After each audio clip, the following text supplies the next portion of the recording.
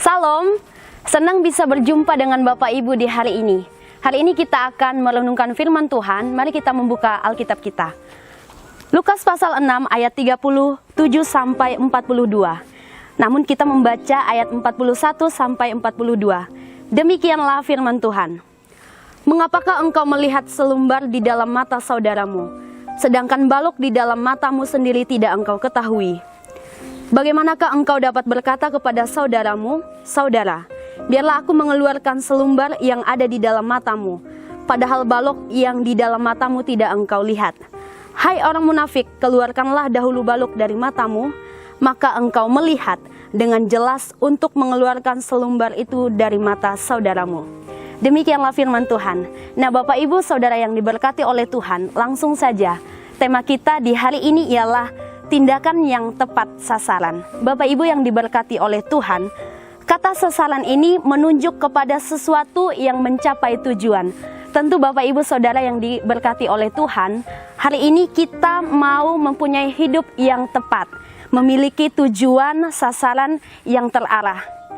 Bapak Ibu yang diberkati oleh Tuhan, kita mau melihat kata selumbar.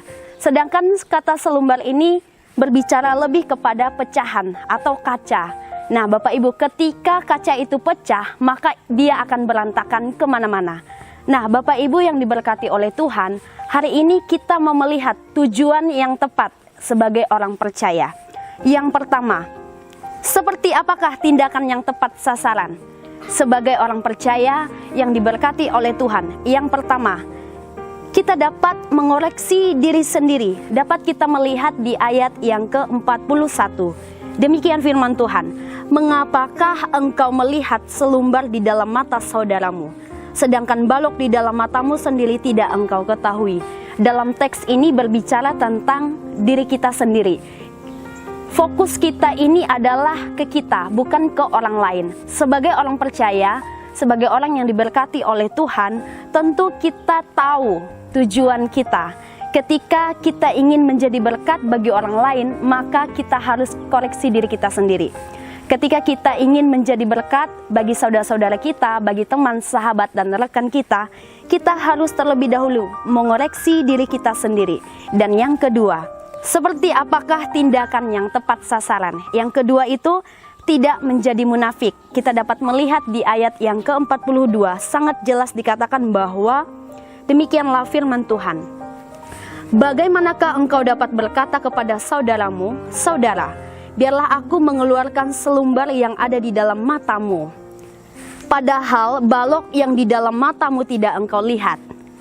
Hai orang munafik, keluarkanlah dahulu balok dari matamu, maka engkau akan melihat dengan jelas untuk mengeluarkan selumbar itu dari matamu sendiri. Seperti ada ungkapan berkata seperti ini, tajam ke mata orang dan tumpul kepada diri kita sendiri. Sebagai orang percaya, tidakkah mungkin kita menjadi orang yang munafik?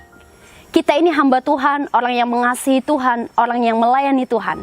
Bahkan kita ini menjadi berkat bagi orang lain. Ketika kita menjadi seseorang yang baik di depan saudara-saudara kita, tetapi di belakang kita mengomongkan mereka, jangan menjadi orang yang munafik.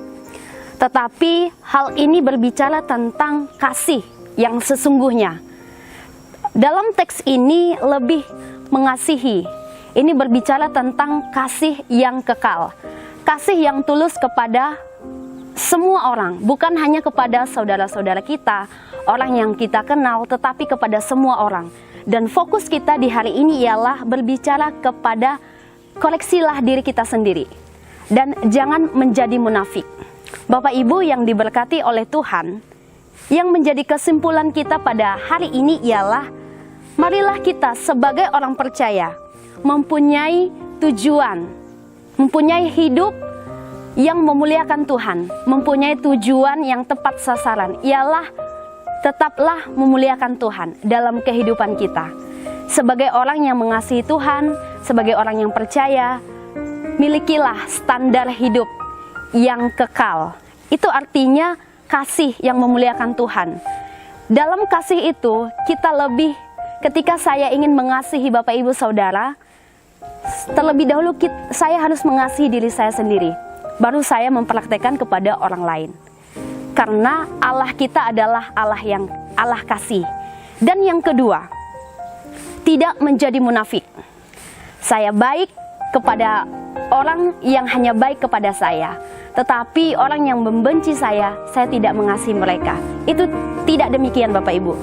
Tetapi jadilah pribadi yang mempunyai hubungan yang sama. Artinya ketika mengasihi orang yang mengasihi kita, begitu juga kita mengasihi orang yang membenci kita. Demikianlah firman Tuhan hari ini. Biarlah firman ini memberkati Bapak Ibu sekalian. Terima kasih, Tuhan Yesus memberkati. Salam.